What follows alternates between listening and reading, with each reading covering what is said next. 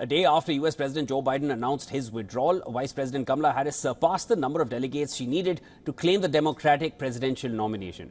Now, according to a survey, Harris has 2,214 delegates, which is well beyond the simple majority she needed to clinch the nomination in the first ballot. A report quoted Harris as saying that she was proud to have received the support of enough Democratic delegates. The Democratic National Committee has confirmed it will select the party's presidential nominee in an online vote by the 7th of August. A date for the vote has not yet been set. I have been privileged and proud to serve as Vice President. So hear me when I say, I know Donald Trump's type.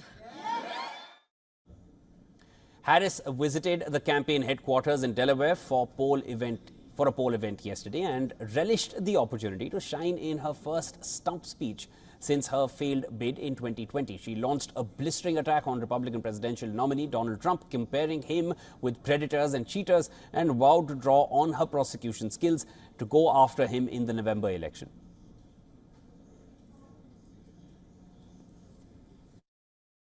You know, as many of you know, before I was elected as Vice President, before I was elected as United States Senator, I was the elected Attorney General, as I've mentioned, of California, and before that I was a courtroom prosecutor.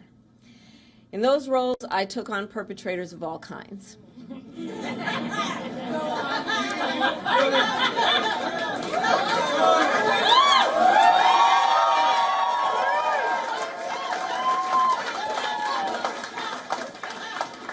Predators who abused women, fraudsters who ripped off consumers, cheaters who broke the rules for their own gain. So hear me when I say, I know Donald Trump's type. Meanwhile, Biden vowed to campaign for Harris. Biden called Kamala Harris his handpicked successor to be the Democratic presidential nominee. The 81-year-old made the remarks via teleconference. And I know I'll be doing whatever Kamala wants me or needs me to do in addition. So let me be real clear.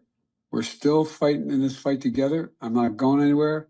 And I want you to know you've always had my back. And I promise you, I will always have your back. Harris expressed her gratitude to the Bidens, referring to the US President and the First Lady, Jill, as family. Biden replied, saying it's mutual. I knew you were still there. You're not going anywhere, Joe. I'm watching you, kid. I'm watching you, kid. I love you. I love you, Joe. Oh. Meanwhile, even before the official nomination, Harris' campaign, which is still operating from its joebiden.com domain, has unveiled a new logo which features Harris for president in the same font which was earlier used in the logo for Biden.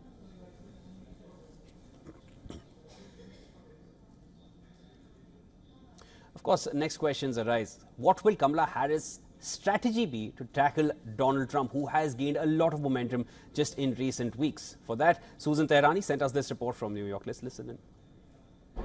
Kamala Harris is previewing her campaign argument against the former president by highlighting her experience as Attorney General in California and a prosecutor as well. She emphasized her ability to take on the former president, saying, quote unquote, I know Donald Trump's type. As Biden's vice president, she will ultimately have to find a way to distinguish herself from the policies of the unpopular sitting president.